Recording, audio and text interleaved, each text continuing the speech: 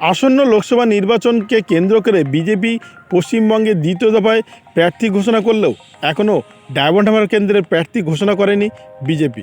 সবথেকে চাঞ্চল্যকর বিষয় হলো যে বিজেপি এখনও কেন ডায়মন্ড হারবার কেন্দ্রের প্রার্থী ঘোষণা করছেন না, কেন এখনও ঘোষণা করছেন না সে বিষয়ে সব বিস্তারিত জানাবো। ইতিমধ্যে নাম শোনা যাচ্ছে অভিষেকের বিরুদ্ধে প্রার্থী হতে পারেন শুভেন্দু ঘনিষ্ঠ কোনো এক নেতা। সব বিস্তারিত জানাবো। আপনারা দেখছেন top Barasat news YouTube channel. বাংলায় এখন 4 আসনে প্রার্থীদের নাম ঘোষণা করেনি বিজেপি। তার মধ্যে একটি অন্যতম কেন্দ্র হলো ডায়মন্ড হারবার। শোনা গিয়েছিল তৃণমূল প্রার্থী অভিষেক বন্দ্যোপাধ্যায়ের বিরুদ্ধে কোনো শক্তিশালী মুখ খুঁজে পাচ্ছে না বিজেপি। সেক্ষেত্রে কাকে টিকিট দেওয়া হবে তা নিয়ে বিস্তর আলোচনা চলছে বিজেপির অন্দরমহলে। ভোটের আর 1 মাসও বাকি নেই। এই অবস্থায় হেভিওয়েট কেন্দ্র এখনও প্রচার শুরু করতে পারল না বিজেপি। এবার 2 জন সম্ভাব্য প্রার্থীর নাম উঠে আসছে। শেষ পর্যন্ত কাকে টিকিট দেবে বিজেপি নেতৃত্ববর্গ সেটাই জল্পনা। রবিবার বাংলায় দ্বিতীয় দফায় প্রার্থী তালিকা প্রকাশ করে বিজেপি। সেখানে বাদ যায় ডায়মন্ড হারবার কেন্দ্রের নাম। সেখানে তৃণমূলের প্রার্থী দলের সাধারণ সম্পাদক অভিষেক বন্দ্যোপাধ্যায় দাঁড়িয়েছেন। তার বিরুদ্ধে এখনও কোনো প্রার্থী বিরোধী দলনেতা ঘোষণা করতে পারেনি। কয়েকদিন আগে বঙ্গ বিজেপির 2 অন্যতম মুখ রাজ্য সভাপতি সুকান্ত মজুমদার এবং বিরোধী দলনেতা শুভেন্দু অধিকারী বাংলায় বাকি আসনে প্রার্থী বাছাই করতে দিল্লিতে বৈঠক করতে গিয়েছিলেন। জানা গিয়েছিল ডায়মন্ড হারবারের অভিষেককে হারাতে প্রার্থী ঠিক করতে পারছে না বিজেপি। এ নিয়ে তৃণমূলের তরফে কটাক্ষ করা হয় বারবার। বিজেপি হয়তো শেষ পর্যন্ত কোনো প্রার্থী দিতে পারবেই না।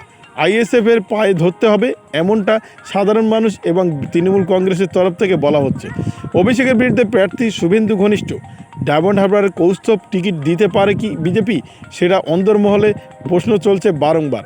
ডায়মন্ড হারবারের শুভেন্দু অধিকারী ঘনিষ্ঠ কাউকে প্রার্থী করতে পারে কেন্দ্রীয় নেতৃত্ববর্গ। সেক্ষেত্রে সদ্য কংগ্রেস ছেড়ে বিজেপিতে আসা কৌস্তব বাগচি এবং শঙ্কুদেব পাণ্ডার নাম উঠে আসছে বারবার। শীঘ্রই প্রার্থী তালিকা ঘোষণা করবে বিজেপি। তখনই স্পষ্ট হয়ে যাবে অভিষেক বন্দ্যোপাধ্যায়ের বিরুদ্ধে কাকে প্রার্থী করা হচ্ছে। অভিষেকের বিরুদ্ধে প্রার্থী শুভেন্দু ঘনিষ্ঠ এমনটা বারবার শোনা যাচ্ছে। উল্লেখযোগ্যভাবে বলা যায় 2014 সালের লোকসভা নির্বাচনে প্রথমবার নির্বাচনে প্রতিদ্বন্দ্বিতা করেন অভিষেক বন্দ্যোপাধ্যায়। দক্ষিণ 24 পরগনার ডায়মন্ড হারবার কেন্দ্র থেকে তাকে প্রার্থী করেন বাংলার মুখ্যমন্ত্রী তথা তৃণমূল সুপ্রিমো মমতা বন্দ্যোপাধ্যায়। বিপুল ভোটে জয়লাভ করেছিলেন এই কেন্দ্র থেকে অভিষেক বন্দ্যোপাধ্যায়। 2019 সালেও এই একই আসনে জিতে দ্বিতীয়বার সংসদের দায়িত্ব পালন করেন তিনি। এরপর দলে তার প্রাধান্য অনেকটাই বেড়েছে। এখন 2021 সালে বিধানসভা নির্বাচনের পর অভিষেককে তৃণমূলের সাধারণ সম্পাদকও করা হয়। বর্তমানে রাজনৈতিক মহলে তাকে তৃণমূলের সেনাপতি হিসেবেও উল্লেখ করা হয়েছে বারবার। যদিও অভিষেক নিজেকে দলের একজন সৈনিক হিসেবেই পরিচিত করতে চান।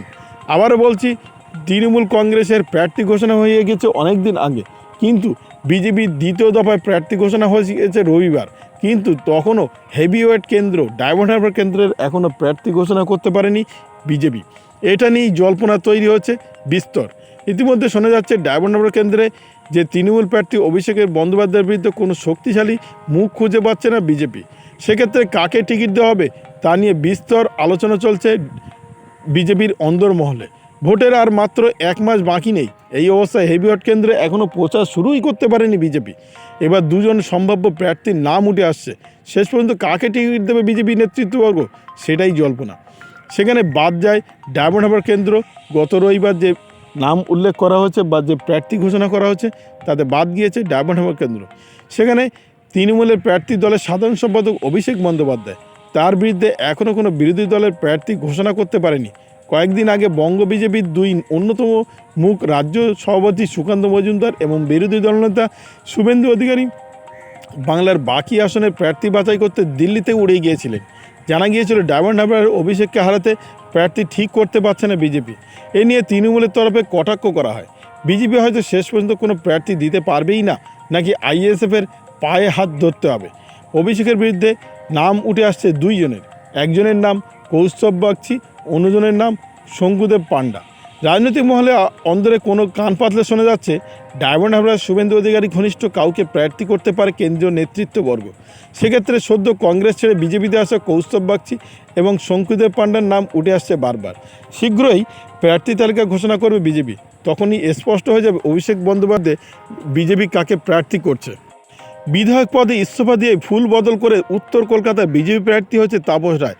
সেই কেন্দ্র শূন্য স্থান হওয়ায় বরানগর বিধানসভা উপনির্বাচন কেন্দ্র থেকে বিজেপি আবার নতুন করে প্রার্থী ঘোষণা করেছে। কে এই প্রার্থী হয়েছেন সব বিস্তারিত জানাবো। আপনারা দেখছেন top Barasat news YouTube channel.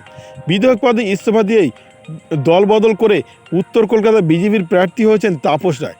তাই তার ছেড়ে দেওয়া জায়গায় বরানগর বিধানসভা কেন্দ্রে উপনির্বাচন হওয়ার সজল ঘোষকে প্রার্থী করেছে বিজেপি।